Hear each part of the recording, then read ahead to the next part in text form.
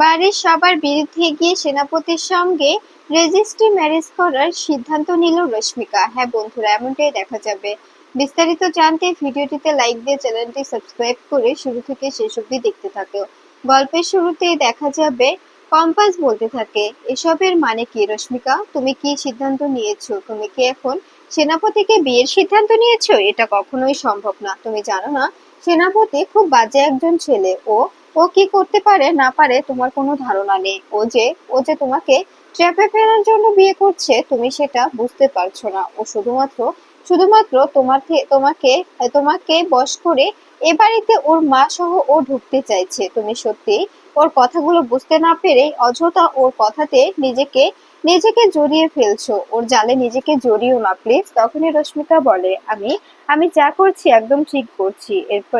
এরপরে কিঞ্জল বলে, তোকে তোকে কোনোভাবে আমি ওর সঙ্গে বিয়ে দেব না। ওর সঙ্গে বিয়ের কথা আমি ভাবতেও পারি না। তুই যতই চেষ্টা কর, কোনোভাবে এই ছেলেটার সঙ্গে তোর বিয়ে আমি মেনে নেব না রশ্মিকা, তুই যতই চেষ্টা কর না কেন। এরপরে ঋতুজা বলতে থাকে, আচ্ছা মুক্তি, সত্যি করে বলতো এটা কি তোর নাটক নয়? এরপরে মাহি বলতে থাকে যে, মা আমি তোমাকে সমস্তটা পরে খুলে বলবো, কিন্তু এখন এখন তুমি রশ্মিকাকে বোঝাও। ওকে ওকে বোঝানোর চেষ্টা করো, ও যেন ভুলভাল ডিসিশন না নেয়। আর একটা কথা মুক্তিমাসি, তুমি যেটা করছো আমাদের পরিবারের সঙ্গে সেটা একদম ঠিক হচ্ছে না। তুমি আমাদের পরিবারের সঙ্গে এরকম একটা নোংরা জঘন্য খেলা খেলতে পারো না, তোমার কোনো রাইট নেই। তখনই এই কথা শুনে দেখা যাবে দেখা যাবে মুক্তি বলতে থাকে, মাহি বড় বড় কথা বলছিস কেন? তুই হয়তো ভুলে যাচ্ছিস যে আমি আমি তোর মুক্তি মাসি। একটা সময় ছিল তুই আমার পিছে পিছে ঘুরতি, সবসময় আমার পিছে পিছে ঘুরতি, আমার পরামর্শে চলতি, আমার থেকে পকেট মানি নিতি, ভুলে গেছিস? তখন এই কথা শুনে দেখা যাবে দেখা যাবে রশ্মিকা বলতে থাকে, প্লিজ তোমরা এসব বন্ধ করো, আমার আর এসব ভালো লাগছে না, এসব আমি নিতে পারছি না। এরপরে সেনাপতি রশ্মিকাকে বলতে থাকে, রশ্মিকা আমি ভালো করেই চাই যে তুমি আমার সঙ্গে থাকো, আমি চাই তোমার দায়িত্ব নিতে, বিশ্বাস করো। তখন আমি বুঝতে পারিনি, আমি যদি যদি বুঝতে পারতাম তবে আমি কোনোভাবে তোমার সঙ্গে আমি তখন ওই বিহেভটা করতাম না, আমাকে ক্ষমা করে দাও। তখনই এ কথা শুনে দেখা যাবে এ কথা শুনে মাহি বলতে থাকে, এবার চুপ করো তুমি, আমার বোনের মাথাটা একদম খাবে না এভাবে। ওকে ওকে এসব কিছু বলে ওর মাথা খাওয়ার চেষ্টা কেন করছো তুমি? এরপরে দেখা যাবে মুক্তি বলতে থাকে, শোন মুক্তি, আমি তোকে বলছি, তুই যদি আমাদের বাড়ির মেয়ের কোনো রকম কোনো ক্ষতি করার চেষ্টা করিস, এটা ভালো হবে না, এই কথাটা মাথায় রাখিস। তখন এই কথা শুনে দেখা যাবে মুক্তি বলতে থাকে, তুই কিন্তু বাড়াবাড়ি করছিস ঋতু, তুই আমার সঙ্গে এভাবে কথা বলতে পারিস না। আমি তো শুধুমাত্র ভালোর জন্যই বলছিলাম। তোদের বাড়ির মেয়ে বদনাম হয়ে যাবে, সবাই তোদের বাড়ির মেয়েকে নিয়ে ছিছি করবে। আমি তো ছোট থেকে রশ্মিকাকে দেখেছি, ছোট থেকে ওকে আমি কোলে পিঠে মানুষ করেছি, তাই আমি ভেবেছিলাম যে ওর বদনাম আমি মেনে নিতে পারবো না। ও যদি চায় আমি ওকে আমার ছেলের বউ বানাতে পারি। এরপরে দেখা যাবে মাহি রশ্মিকার কাছে বলতে থাকে, রশ্মিকা আমি তোর কাছে হাত জোর করে বলছি বোন, একদম ভুলভাল ডিসিশন নেবে না। নিজের জীবনটা উপভোগ কর, এভাবে এভাবে নিজের জীবনটা শেষ করে দিস না। এখনো তোর সেই বয়স হয়নি যে তুই মা হবি। তোর কি মা হওয়ার বয়স হয়েছে বল? তখনই রশ্মিকা বলে, হ্যাঁ মা হওয়ার বয়স হয়নি, কিন্তু আমি তো মা হয়েছি, তাই না? আমি কিছুতে আমার এই সন্তান আমি একদম একদম শেষ করে দিতে পারবো না, আমি কিছুতে অ্যাবর্শনে যেতে পারবো না। তখন এই কথা শুনে দেখা যাবে রশ্মিকা বলতে থাকে, তবে তো তোমাদের মধ্যে কোনো পার্থক্য নেই। প্রথমে প্রথমে আমাকে এই কথাটা বলেছিল সেনাপতি, তখন আমি সেনাপতিকে ভুল বুঝেছিলাম, কিন্তু এখন এখন তো তোমরাও সেম একই কথা বলছো। তবে তোমাদের আমি কি করে মেনে নিই বলো তো? আমার সন্তানকে মেরে ফেলতে চাই না, আমি চাই আমার সন্তান পৃথিবীর আলো দেখুক। আর সেটার জন্য যদি আমার যদি দায়িত্ব নেয় সেনাপতি, তবে তবে আর কি আছে। আমি তো সেনাপতিকে বিয়ে করতে চাই। সেনাপতির কাছে আমি ফাইনালি প্রথমত এই কারণেই গিয়েছিলাম, কিন্তু তখন ও বুঝতে পারেনি। ও ও ভুল করেছিল, ওর মাথায় সেটা আসেনি, কিন্তু এখন এখন যখন ও বুঝতে পেরেছে, তখন আর আমি কিছুতেই এটা মেনে নেব না। এরপরে দেখা যাবে বিহান ঘরে চলে এলে তখনই কম্পাস এসে বিহানকে জড়িয়ে ধরে আর বলতে থাকে, প্লিজ বিহান স্যার, এভাবে আমার প্রতি রাগ করে থাকবেন না। এভাবে যদি রাগ করে থাকেন তবে আমি কি করে নিজের শক্তি পাবো বলুন তো? প্লিজ আমার সঙ্গে কথা বলুন। তখনই বিহান বলে, তোমার তো আমার সঙ্গে কথা বলার কোনো প্রয়োজন নেই কম্পাস, তুমি তো নিজে নিজেই সবকিছু করতে পারো, তোমার তো সবকিছু নিজে নিজে করার অভ্যাস, তাই না? তখনই কম্পাস বলে, আপনি ভুল বুঝছেন, আমাকে পুরোপুরি ভাবে ভুল বুঝছেন। আমি আপনাকে কি করে বোঝাই বলুন তো, যে আমি কোনো রকম কোনো অন্যায় করিনি, আপনাকে আমি বলতে চেয়েছিলাম, কিন্তু কিন্তু আমি ভেবেছি যে আপনাদের যদি কোনো ক্ষতি হয় সেটা আমি মেনে নিতে পারবো না। তখনই বিহান বলে, তবে তোমার ক্ষতিটা কি আমরা মেনে নিতে পারতাম? তুমি একটাবারও ভাবলে না যে তোমার কিছু হলে আমি কি করে বাঁচবো? তারপরেও তুমি এই ডিসিশনটা নিলে কি করে, বলো?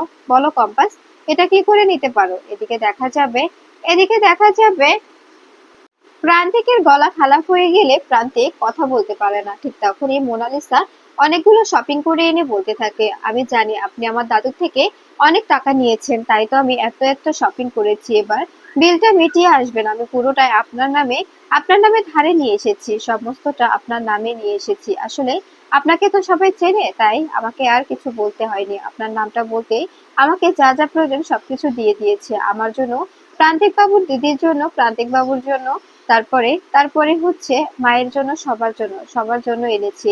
রাজীব দাদার দিদি সবার জন্য আমি এনেছি। কথাটা মাথায় রাখবেন। ঠিক তখনই দেখা যাবে প্রান্তিক বলতে থাকে, প্লিজ মোনা, এসব কিছু খুলো না, কারণ আমার কাছে এখন সে পরিমাণে টাকা নেই। তখনই এ কথা শুনে মোনালিসা অবাক হয়ে যায়। এরপরে দেখা যাবে প্রান্তিক বলতে থাকে, আমি তোমাকে এই কথাটুকুই বলছি, আর আমার গলাটা খারাপ হয়ে যাওয়ায় আমি তোমার সঙ্গে জোরে কথা বলতে পারছি না। এ বলেই সেখান থেকে চলে যায় প্রান্তিক। এরপরে মোনালিসা বলতে থাকে, উনি যে বললেন, তবে কি উনি সত্যি বলছে? আমি তো কিছু বুঝতে পারছি না, ওনার কথাগুলো কি সত্যি? উনি কি সত্যি সত্যি দাদুর থেকে টাকাটা নেয়নি? উনি আমাকে এতবার বোঝানোর পরেও আমি বুঝতে চাইছি না, সত্যিই কি দাদুর থেকে উনি টাকা নেয়নি? যদি দাদুর থেকে টাকা না নিয়ে থাকে, তবে আমি ভিডিওটা কোথা থেকে পেলাম? আমাকে তো ওই ভিডিওটা দেওয়া হয়েছিল, আমি তো ওই ভিডিওটা দেখেছিলাম। এরপরে দেখা যাবে মোনালিসা বলে, আমি এখন কি করব আমার কোনো ধারণা নেই, সত্যি আমি বুঝতে পারছি না আমার এখন কি করা উচিত। এরপরে দেখা যাবে এদিকে বিহান কম্পাসের ঘরে না গিয়ে নিজে একটি রুমে একা একাই ফোন কলিং করতে থাকে। আর তখনই বিহান মনে মনে বলতে থাকে, কম্পাসকে আমি কোনোভাবেই ক্ষমা করতে পারবো না। ওকে আমি বারবার বলেছি, কম্পাস তুমি যেখানেই যাও, যাই করো না কেন আমাকে জানিয়ে করবে। ঠিক তখনই কম্পাস এসে বলতে থাকে, বিহান স্যার, ভেতরে আসতে পারি? আসলে আপনি তো রেগে আছেন, আপনি ও ঘরেও গেলেন না, আবার এই ঘরে যদি আমাকে ঢুকতে না দেন। আসলে আমার একটা ফোন করার ছিল, তাই ভাবলাম আপনার সামনে যদি ফোন করি আপনার আর কোনো সন্দেহ থাকবে না। এই কথা শুনে তখন দেখা যাবে বিহান কোনো কথা না বললে কম্পাস এসে বিহানের পাশে বসে। সেখানে বসে জিৎকে ফোন করে বলতে থাকে, জিৎ, একটা কথা বলার জন্য ফোন করেছি। আসলে রশ্মিকার ব্যাপারে কিছু কথা আছে। এই কথা শুনে জিৎ বলতে থাকে, রশ্মিকা মানে তোর ননদের কথা বলছিস? তখনই কম্পাস বলে, হ্যাঁ, আমার ননদের কথা বলছি। আসলে ওর সঙ্গে একটা বড় দুর্ঘটনা ঘটে গেছে। ওর সোশ্যাল মিডিয়াতে কিছু ছবি আপলোড হয়েছিল, আর সেগুলো থেকে ও খুব বড় একটা বিপদে ফেঁসে গেছে। তাই এখন যে করে হোক ওকে আমাকে এই বিপদ থেকে বের করতে হবে। আর আমাদের খুঁজে বের করতে হবে যে ছবিগুলো কে বা কারা সোশ্যাল মিডিয়ায় আপলোড করেছিল, এটা আমাকে জানতে হবে। আমার বিশ্বাস এই কাজটা সেনাপতি ছাড়া আর অন্য কারোর হতে পারে না। এই কাজটা সেনাপতি নিজে করেছে রশ্মিকাকে হিপনোটাইজ করার জন্য, রশ্মিকার কাছে ভালো সাজার জন্য। এই কাজটাও নিজে করে আবার নিজেই নিজেই সবকিছু ঠিকঠাক করার জন্য রশ্মিকার কাছে বলেছে। এই সবকিছু ওর নিজেরই প্ল্যান। আমি খুব ভালো করেই জানি, তাই আমি কোনোভাবেই ওকে বিশ্বাস করতে পারছি না। এই কথা শুনে তখন দেখা যাবে জিৎ বলতে থাকে, তুই চিন্তা করিস না, আমি পুরোপুরি ভাবে দেখছি কি করা যায়। এ বলে ফোনটা কেটে দেয়। এরপরে দেখা যাবে কম্পাস বিহানের কাছে বলতে থাকে, জিতের সঙ্গে আমি রশ্মিকার ব্যাপারে কথা বললাম, যে করেই হোক আমাকে সবটা খুঁজে বের করতে হবে। কোনোভাবে আমি রশ্মিকার ক্ষতি হতে দিতে পারি না, কোনোভাবে ক্ষতি হতে দেব না আমি। এরপরে দেখা যাবে কম্পাস বলতে থাকে, প্লিজ বিহান স্যার, ওই ঘরে চলুন, ওই ঘরটা তো আপনার আর আমার দুজনেরই, তাই না?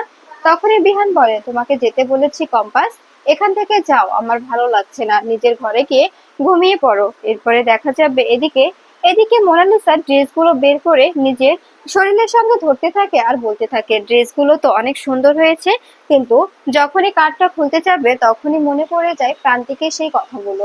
তখনই দেখা যাবে মোনালিসা ড্রেসটা রেখে দেয়। এরপরে প্রান্তিক এসে বলতে থাকে, তুমি তুমি কি করছো? এরপরে মোনালিসা বলে, আপনার গলাটা দেখছি বেশ খারাপ হয়ে গেছে, আপনি এখানে বসুন, আমি এক্ষুনি একটা ব্যবস্থা করে আসছি। এই বলে দেখা যাবে মোনালিসা সেখান থেকে চলে যায়, আর প্রান্তিক বসে বসে মোবাইল স্ক্রলিং করতে থাকে। এরপরে দেখা যাবে এরপরে দেখা যাবে প্রান্তিক ড্রেসগুলোর কাটছেঁড়া না দেখে বলতে থাকে, তার মানে মোনালিসা আমাকে বিশ্বাস করে, ও আমাকে পুরোপুরিভাবে বিশ্বাস করে বলে এখনো ড্রেসের কাটগুলো ছেড়েনি। আমি বারণ করেছি বলে ও এখনো ড্রেসের কাটগুলো ছেঁড়ার কথা ভাবেনি। এরপরে দেখা যাবে মোনালিসা মোনালিসা ঘি গরম করে এনে বলতে থাকে, এগুলো একটু খেয়ে নিন, গরম গরম এগুলো খেলে আপনার গলাটা ঠিক হয়ে যাবে। আসলে মা আমাকে বলেছিল, মা আমাকে শিখিয়েছিল, তো তাই এগুলোই প্রান্তিককে নিজের হাতে খাইয়ে দেয়।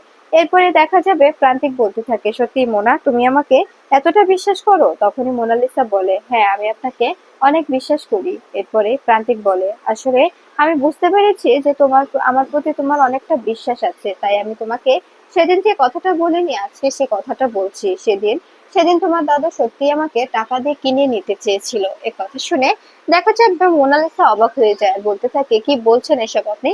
তখনই প্রান্তিক বলে, হ্যাঁ, আমি যা বলছি একদম ঠিক বলছি। তোমার দাদু সেদিন আমাকে কিনে নিতে চেয়েছিল, উনি পুরোপুরি ভাবে পুরো দমে চেষ্টা করেছিল আমাকে কিনে নেওয়ার, কিন্তু কোনোভাবে কিনে নিতে পারেনি। হ্যাঁ, আমি সেদিন সেদিন টাকাটা নিয়েছিলাম, কিন্তু কিন্তু সবগুলো নয়, মাত্র 1,000 টাকা, যেটা যেটা কিনা বিয়ের আগে তোমাকে আমি দুবার দুবার বাড়িতে ড্রপ করেছিলাম এবং একবার হসপিটালে নিয়ে গিয়েছিলাম, সেই খরচ বাবদ নিয়েছিলাম। আর আমি হিসেব করে দেখলাম 780 টাকা খরচ হয়েছে, আর বাদ বাকিগুলো আমি তোমার দাদুকে ফিরিয়ে দেব, তুমি চিন্তা করো না। এ কথা শুনে দেখা যাবে মোনালিসা অবাক হয়ে যায়। এরপরে প্রান্তিক মোনালিসার মাথায় হাত দিয়ে চলে গেলে মোনালিসা সেই জায়গাটিতে হাত বোলাতে থাকে আর বলতে থাকে, সত্যি আমারই ভুল। এদিকে দেখা যাবে সকালবেলায় রশ্মিকা ফাইল নিয়ে বাড়ি থেকে বেরোচ্ছে, ঠিক তখনই কম্পাস এসে বলে, কি ব্যাপার রশ্মিকা, কোথায় যাচ্ছ তুমি?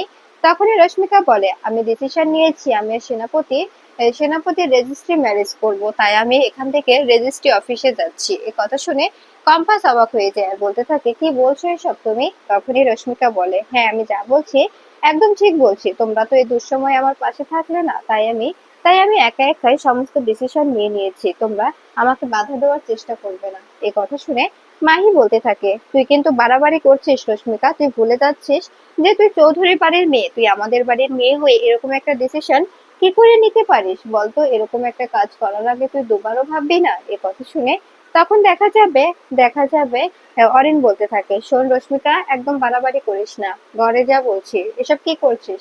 মা বাবা জানতে পারলে কি হবে তুই জানিস? মা বাবা কতটা কষ্ট পাবে। তোকে নিয়ে মা বাবা গর্ব করতো, তোকে মা বাবা কতটা ভালোবাসতো, আমাকে আর দিভাইকে ছাড়ে তোকে বেশি প্রাধান্য দিত, কিন্তু তুই মা বাবার মুখ এভাবে ডুবাবি, মা বাবা কখনো ভাবতে পারেনি। এখনো সময় আছে নিজের ভুলটা বুঝতে। সে এই কথা শুনে দেখা যাবে রশ্মিকা বলতে থাকে, আমি আর কোনো ভুল বুঝতে চাই না, আমি কোনো কিছু বুঝতে চাই না, আমি শুধু চাই সেনাপতির সঙ্গে বিয়ে করতে, আমার সন্তানের পরিচয় দিতে, এছাড়া আর কিছুই নয়। তাই তোমরা আমাকে একদম বাধা দেবে না। এ বলে রশ্মিকা যেতে থাকে। এরপরে দেখা যাবে কম্পাস ও বিহান বলতে থাকে, রশ্মিকা, তুমি কিন্তু বাড়াবাড়ি করছো, এরকম বাড়াবাড়ি একদম করবে না। তখনই রশ্মিকা বলে, তোমরা আমাকে বাধা দেওয়ার চেষ্টা করবে না। তোমরা যাই বলো না কেন, আমি এই বিয়েটা অবশ্যই করব। আমি মায়ের কাছে গিয়েছিলাম, মা বলেছে আমার মতো মেয়ে থাকার থেকে না থাকাই ভালো। আমি যদি মরে যাই তাতেও মায়ের কোনো যায় আসে না। তো আমি তো মরে যেতে পারবো না, তাই ভেবেছি আমি সেনাপতিকে বিয়ে করে ওর বাড়িতেই থাকবো, আমি এ বাড়িতে আর আসবো না। এ কথা শুনে তখন দেখা যাবে রুদ্র, বিহান ও অরিন বলতে থাকে, তুই বুঝতে পারছিস না, মুক্তিমাসি ও সেনাপতি দুজনে মিলে প্ল্যান করেছে তোকে দিয়ে এই বাড়িতে ঢোকার জন্য। তুই কেন কেন বুঝতে পারছিস না বোন? প্লিজ বোঝার চেষ্টা কর। এরপরে দেখা যাবে কম্পাস বলতে থাকে, তোমাকে আমি রিকোয়েস্ট করছি রশ্মিকা, তুমি যেও না। ঠিক তখনই কারো কথা না শুনে চলে যায় রশ্মিকা। এদিকে দেখা যাবে কম্পাস সমস্ত ডকুমেন্টস খুঁজে বের করতে থাকে যে কে বা কারা এই সবকিছু করেছে, কে বা কারা রশ্মিকার ছবিগুলো সোশ্যাল মিডিয়ায় আপলোড করেছে, এবং সেনাপতি আর রশ্মিকার বিয়ের প্ল্যান করেছে কে, সমস্ত কিছু জানা যাবে। আমার বিশ্বাস এই সবকিছু সেনাপতির কাজ, এই সবকিছু সেনাপতি নিজের হাতে করেছে, নিজে নিজে কলকাঠি নাড়িয়ে সমস্ত কিছু করে এভাবে পার করে নিয়েছে। এরপরে দেখা যাবে এ কথা শুনে কম্পাস বলে, যে করে হোক আমার একটা স্টুডেন্ট আছে যে কিনা হ্যাকারের কাজ করে, ওকে দিয়ে আমাদের ওর সবকিছু হ্যাক করতে হবে, সেনাপতির সমস্ত আইডি সমস্ত কিছু হ্যাক করে নিতে হবে আমাদের।